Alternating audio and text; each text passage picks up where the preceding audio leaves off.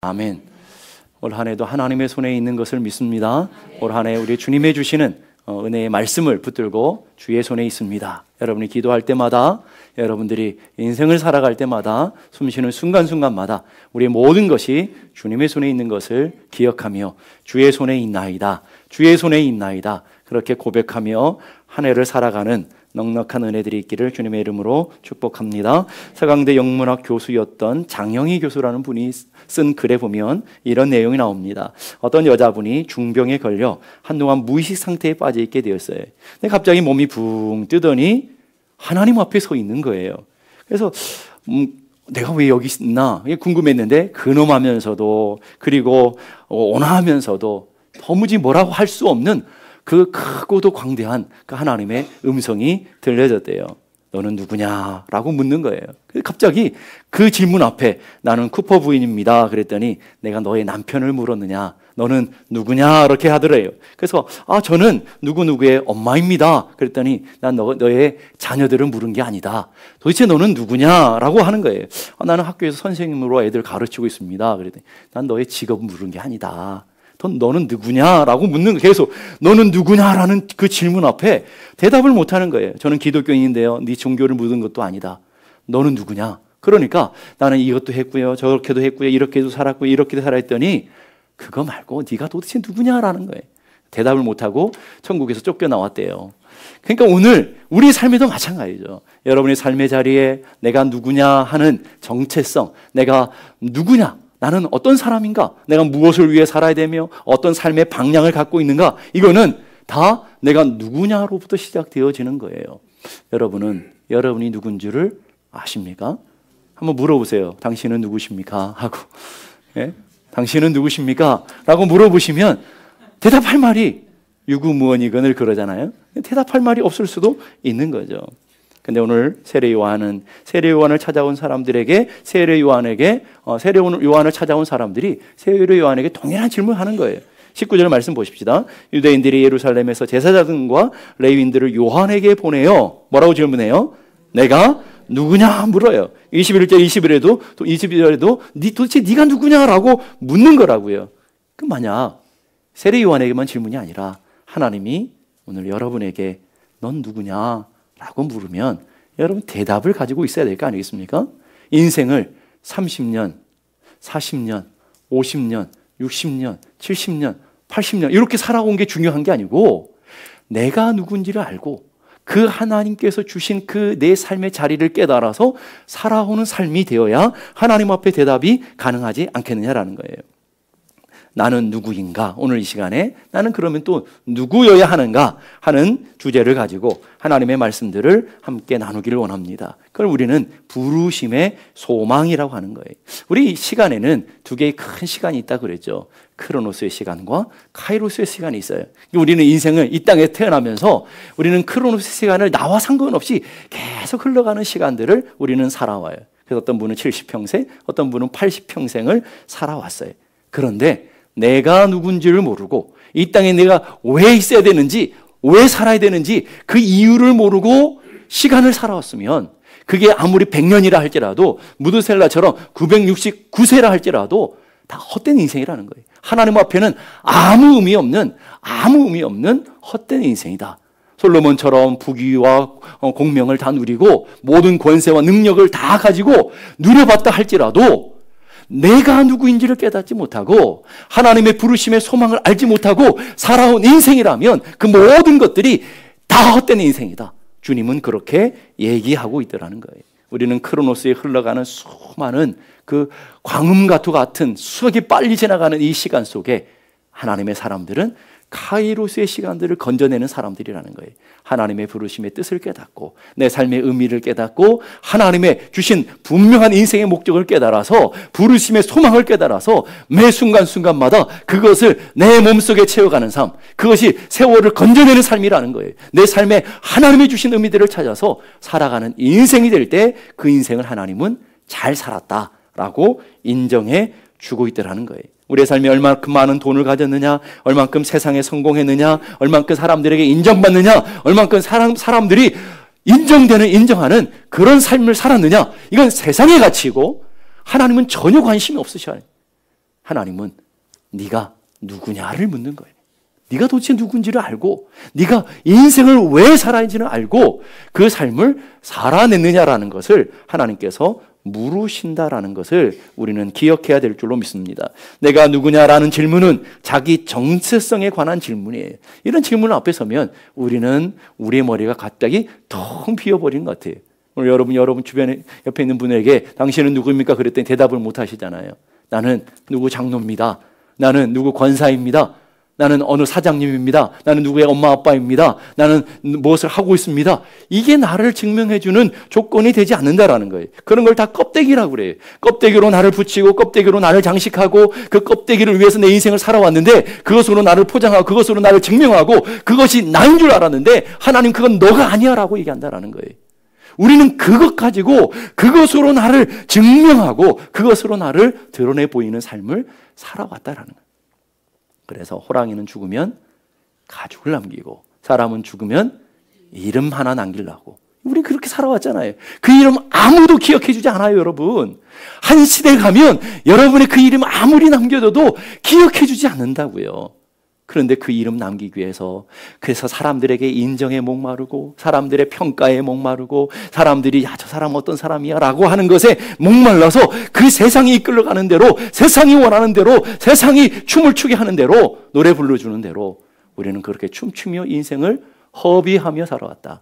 그걸 우리는 헛된 인생이다 라고 얘기하는 거예요. 그래서 헬렌 니어링이라고 하는 분이 아름다운 삶, 사랑 그리고 마무리라는 책에 보면 이런 얘기예요. 삶에서 정말 중요한 것은 당신이 갖고 있는 소유물이 아니라 직업도 소유물이고 우리 직분도 소유물이고 다 소유물. 그 소유물이 여러분의 가치가 아니라는 거예요. 당신 자신이 누구인가 하는 것이다. 여러분 자신이 도대체 누구냐라는 거예요. 나 돈 얼마 가졌어? 나 학교 어느 학교 나왔어? 나 어떤 삶의 자리에 있어? 이게 우리의 삶의 평가의 기준이 아니고 이게 나의 모습이 전혀 아니라는 거예요. 토마스 머튼이라고 하는 신학자 역시도 진정한 나 자신을 발견하는 길, 이 세상에서 오직 하나의 참된 기쁨은 자기라는 감옥에서부터 빠져나오는 것이다. 세상이 인정해주고 세상이 평가해주고 그리고 내가 착각하며 그것이 나인 줄 알고 살아가는 그 감옥에서부터 나오는 것이 진정한 자신을 발견하는 길이다 라고 얘기하는 거예요.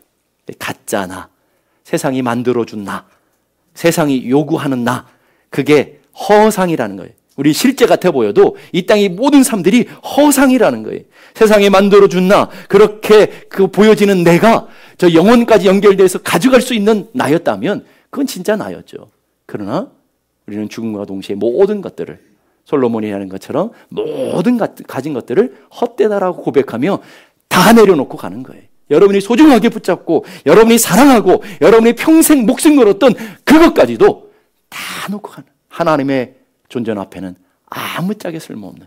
그래서 하나님의 존재 앞에 섰을 때 여러분에게 물으실 거라는 거예요. 넌 누구냐라고 먼저 물으실 거라는 거예요. 여러분은 내가 누군지를 알고 계셔요? 나의 정체성을 분명히 알고 계십니까? 오늘 내가 누군지를 알아서 내가 어떻게 누군지를 알아야 어떻게 사는가 하는 방법을 우리는 찾아낼 수 있는 거 아니겠어요? 내가 누구인지 아는 것은 그래서 너무나 소중하더라는 거예요. 왜? 우리 인생의 목적과 연결되어 있기 때문에 그렇습니다. 디트리히 보네퍼러 하는 목사님이 나는 누구인가 하는 글에 보게 되면 이런 글이 있어요. 남들이 말하는 내가 참인가? 나 스스로 알고 있는, 내 스스로 생각하고 있는 내가 진짜인가? 나는 도대체 누구인가? 이것이 나인가? 저것이 나인가? 오늘은 이 사람이고 내일은 저 사람인가? 둘 다 나인가? 나는 도대체 누구인가? 아주 철학적인 질문들을 하는 거죠. 철학자답게, 신학자답게 철학적인 질문하는데 대답은 신학적으로 나오더라는 거예요. 아, 내가 누구인지 당신만이 아시오니, 내가 누구인지 하나님만 아시오니 나는 당신의 것입니다. 오 하나님. 이렇게 결론을 맺는. 세상이 바라보는 나를 위해서 우리는 달려가고 그것을 가질 때 그것으로 나를 드러내고 그것으로 나를 증명하고 그것으로 나를 보여주려고 몸부림치며 살아오지만 하나님 앞에서는 아무짝에 쓸모 없는 거라는 거예요. 오늘 세례 요한은 자신에 대한 분명한 대답을 갖고 있어요. 내가 누구냐 물었을 때에 나는 분명한 누구라는 것을 대답을 갖고 그렇게 살았던 사람이 세례 요한이라는 거예요. 20절의 말씀 보니까 요한이 드러내어 말하고 숨기지 아니하니. 드러내어 말했다는 건 뭐예요? 분명히 알고 있다는 말이에요. 분명하게 얘기했다라는 거예요. 감추지 않았다라는 거예요. 민기적 거리지 않았다라는 거예요. 주저하지 않았다라는 말이에요. 분명하게 네가 누구냐라고 물었을 때 나는 누굽니다라고 분명하게 대답을 갖고 있었다라는 거예요. 오늘 여러분의 자녀들이 엄마는 누구야? 라고 물으면 분명한 대답을 가지고 있어야 된다라는 거예요. 그러면서 나는 그리스도가 아니다. 나는 그리스도가 아니다. 라고 분명한 대답을 갖고 있다라는 말이에요. 여러분, 그리스도라는 뜻이 무슨 뜻이에요? 기름 부음 받은 사람. 기름 부은 자라는 뜻이 그리스도라는 이름을 하죠. 그리스도라고 하는 말은 헬라어예요. 이 말을 히브리어로 가면 메시아라고 그래요. 왕입니다. 주인이십니다. 라는 뜻을 가지고 있죠. 그러니까 오늘 세례 요한은 분명한 자기 정체성이 내 인생 내 거 아닙니다. 내가 주인 아닙니다. 내 인생 내가 왕이 아닙니다. 이런 분명한 답을 갖고 있다라는 거예요. 여러분 어때요? 여러분들의 인생이 내가 주인 줄 알고 내 계획, 내 생각, 내 판단, 내 결정, 내 인생의 목적을 향해서 우리는 그렇게 달려오고 있다라는 거예요. 안타깝게도 그거를 죄라고 하는 거예요. 성경적으로 말하면 그게 죄예요. 죄라는 헬라어 원문은 하마르티안이라고 단어를 쓰는데 이 단어는 뭐냐면 목적으로부터, 관역으로부터 벗어났다, 빗나갔다라는 거예요. 그 목적과 방향이 뭐예요? 네가 누구냐라는 거예요. 네가 무엇인지 아는 것. 그래서 그 목적을 알고 그 방향을 결정하며 살아가는 삶 외의 모든 삶들은 다 죄라는 거예요. 내가 열심히 일하고 성실하게 일하고 부지런히 하고 선을 행하고 덕을 끼치고 세상에 성공하고 부러울 것 없이 떵떵거리고 모든 사람이 부러워하고 존경하는 나라 할지라도 하나님의 목적, 하나님의 방향으로부터 빗나가 있으면 그거를 다 죄라고 한다.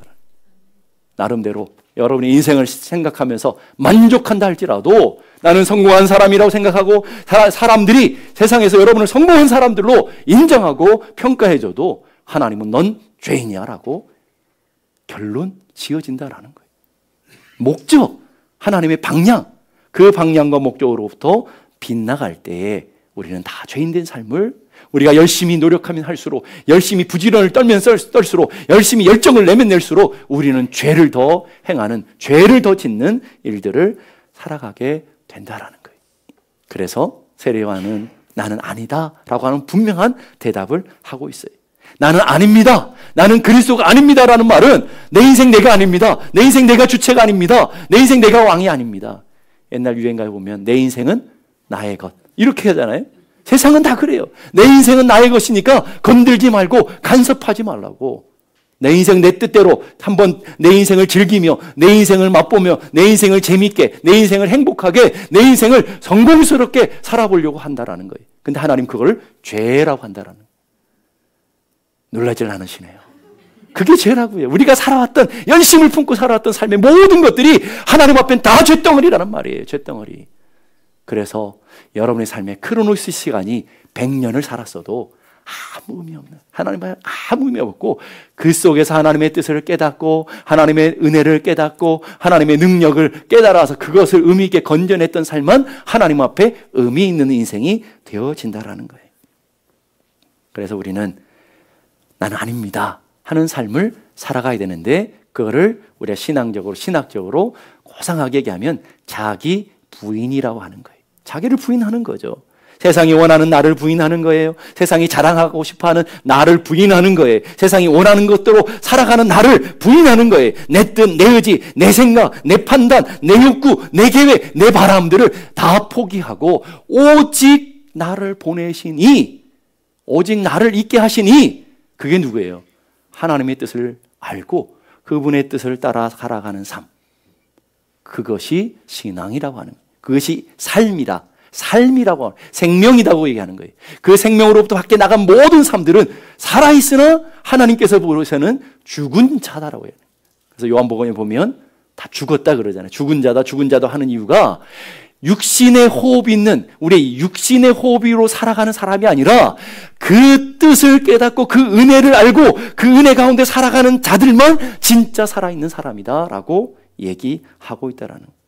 그래서 날마다 성도의 삶은 자기를 부인하는 삶, 나는 아닙니다라고 고백하는 삶, 이게 성도의 신앙이어야 된다 하는 거예요. 나를 자꾸 부인하고 내 안에 예수를 드러내고 나를 보내신 내 뜻을 깨달아서 하나님의 보내신 뜻 앞에 내가 맞춰져서 살아가는 삶, 그 모든 삶들을 하나님은 영광이라고 하는 거예요.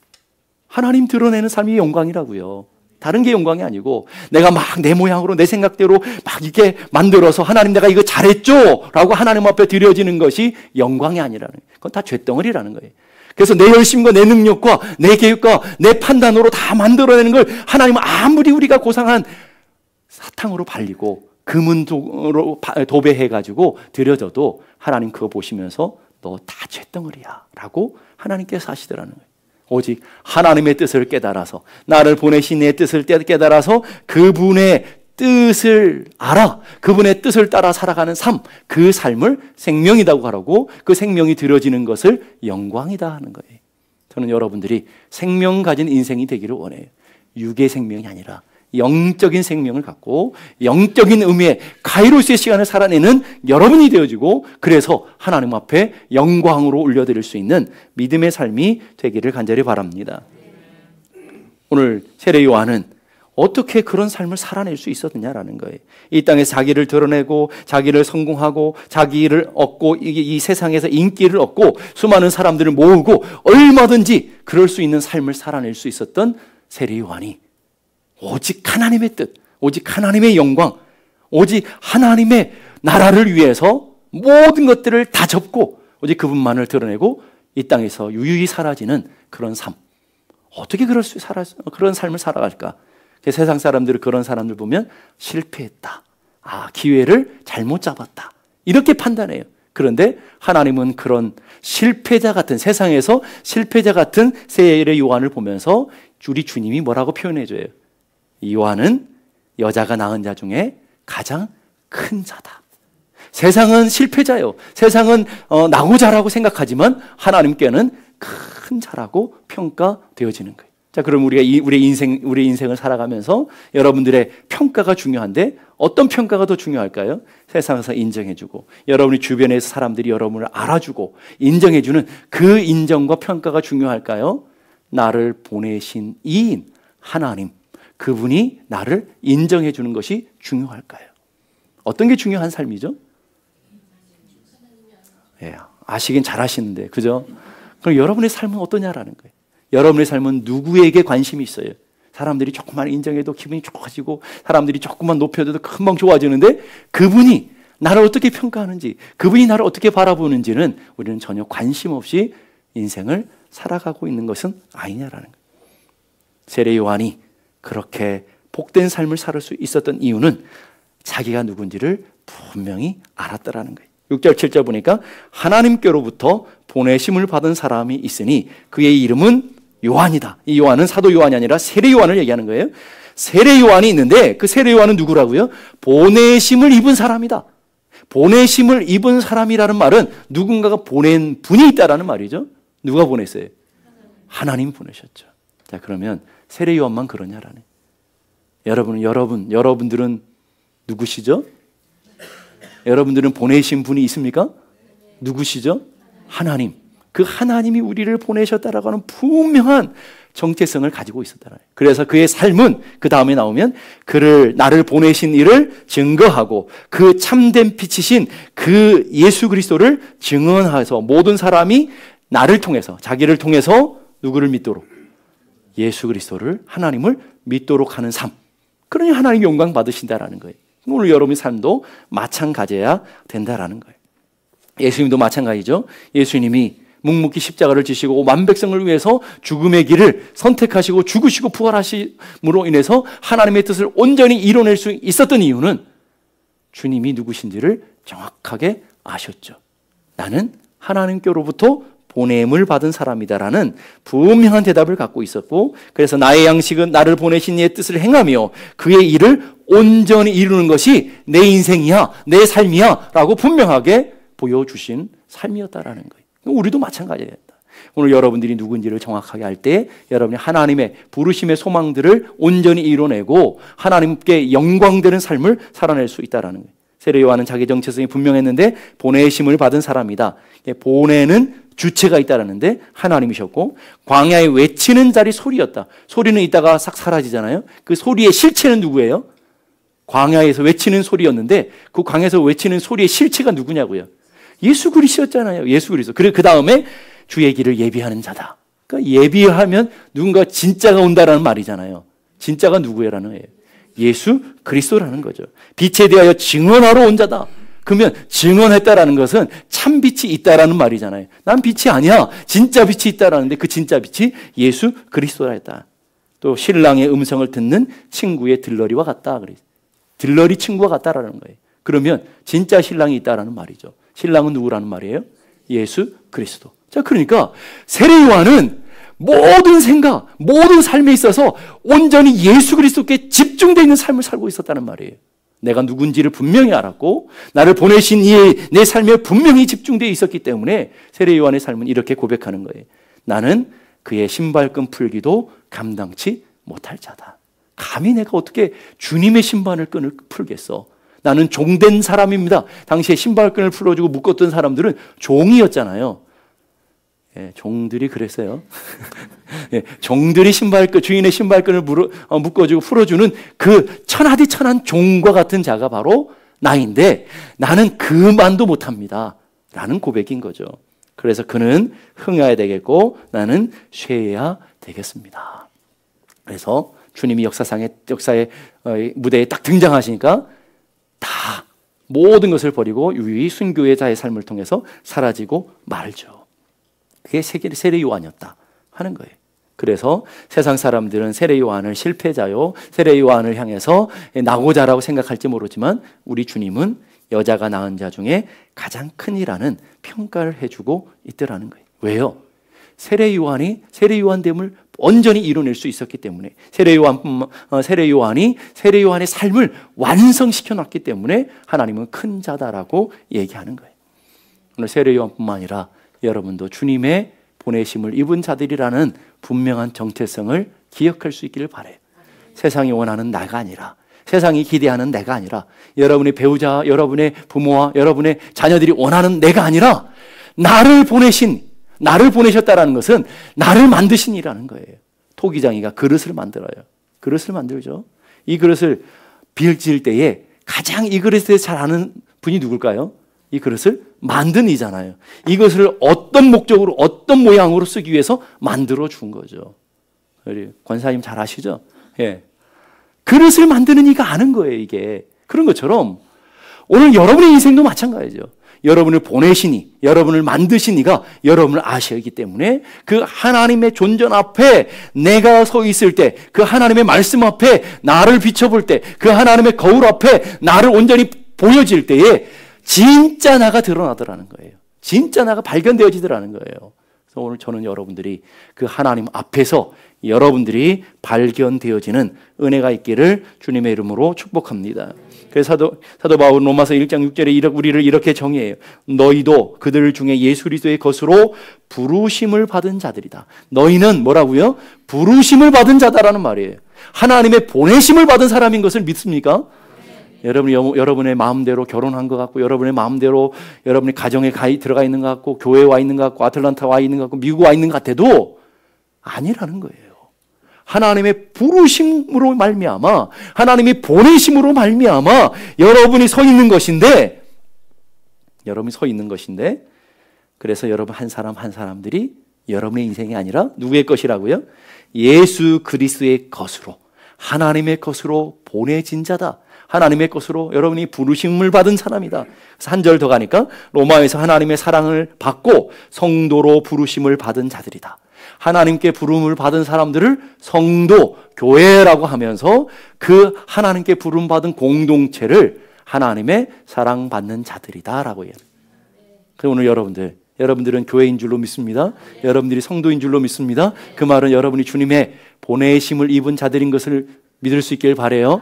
그리고 여러분들이 하나님의 특별한 사랑으로 선택되어지고 하나님의 것으로 주님의 피값으로 구별된 구원받은 하나님의 자녀들이라는 것을 분명히 믿을 수 있기를 바라요.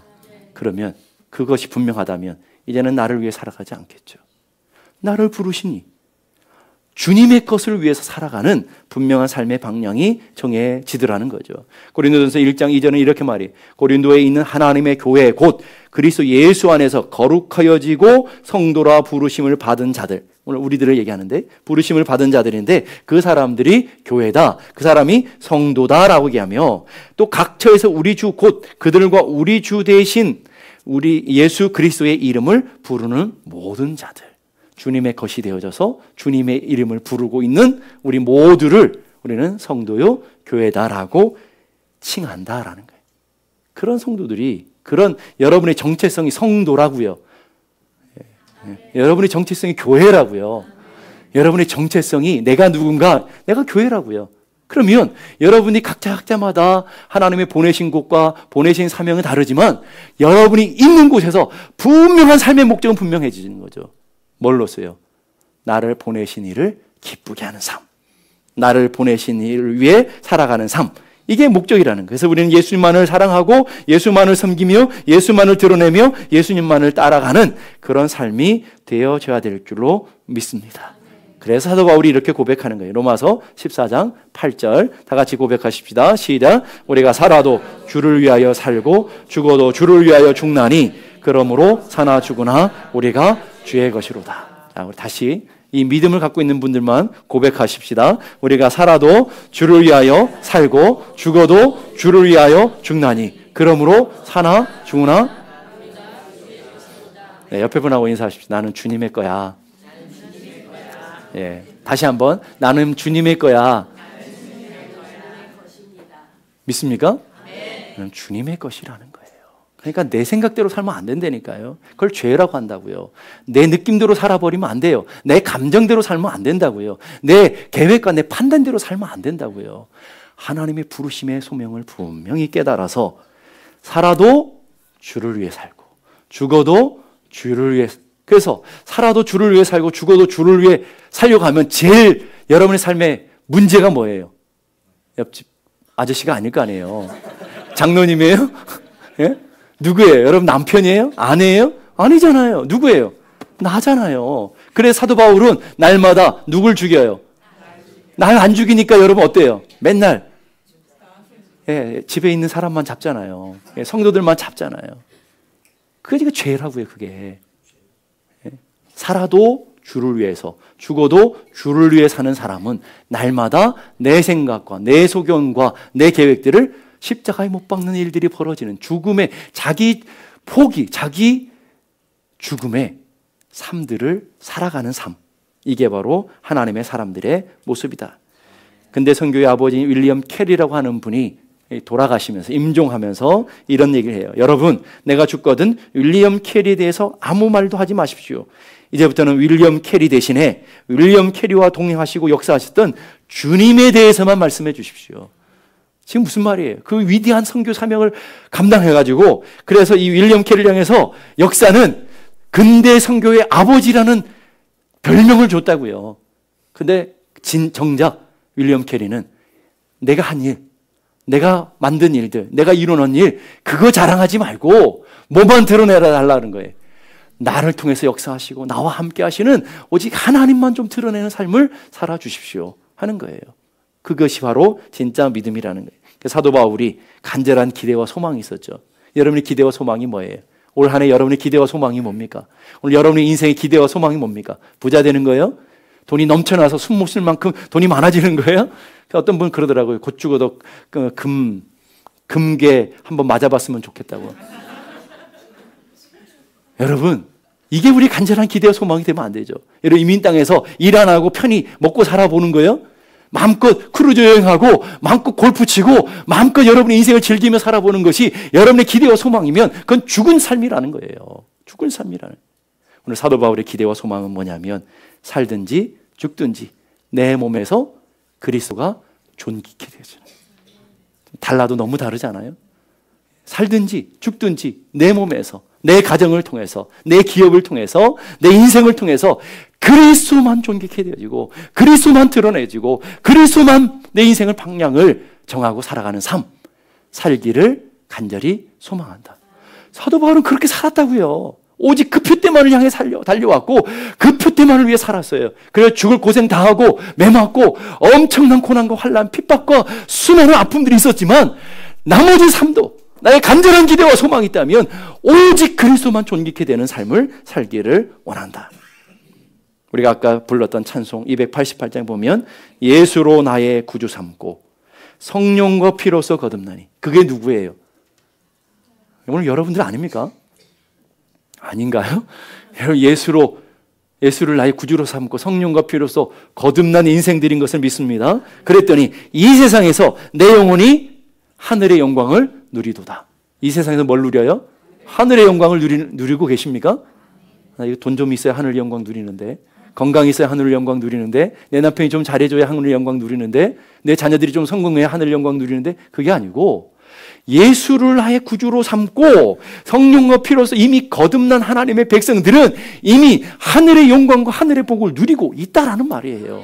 그러면서 그런 은혜를 누리는 사람은 2절 가니까 주 안의 기쁨, 그 기쁨을 누림으로 내 마음에 어떻게 살아야 되나, 무엇을 얻어야 되나, 어떻게 인생을 가야 되나, 내일은 어떻게 되나, 이런 마음의 풍랑이 늘 있었는데 풍랑이 어떻게 되고요? 잔잔해지고 이제 내 안에 뭐만 있어요?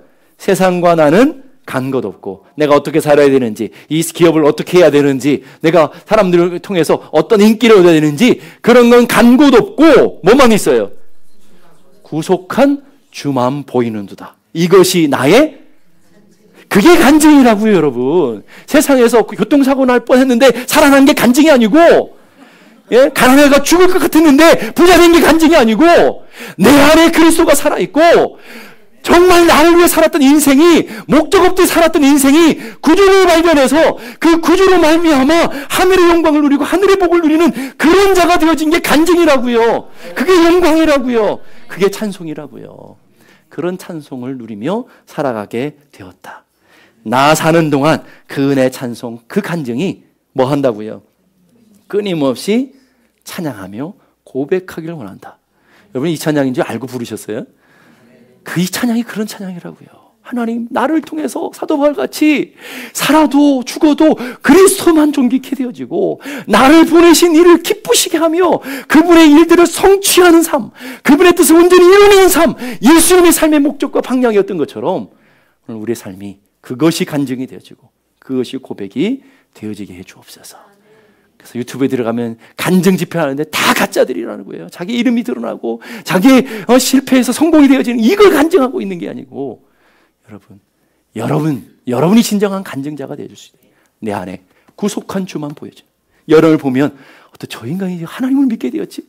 어떻게 저 사람을 또 하나님의 영광만을 드러내는 삶이 되었지? 그렇게 고백되어지는 삶, 이것이 세상에서의 성공이 아니라 하나님 앞의 성공이고 하나님 앞에서의 영광이고 하나님의 자녀들의 기쁨이 되어지는 것.